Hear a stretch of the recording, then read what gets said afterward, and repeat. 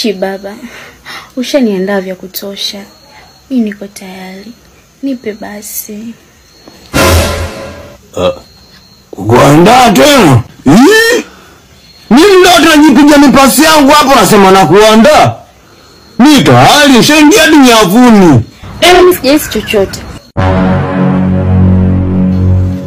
Hapa wewe kwenye kuhisi lazima usihisi tu. Utaratibu wangu mimi nikifanyaga ya mambo watu wao wahisi kama nimefanya. Asa utakuwa na mwangu ya aina gani? Usiongee sana. Shika mwenyewe. Mbona sioni kitu? Pasa vizuri. Nice kama kipele. Ndio hicho.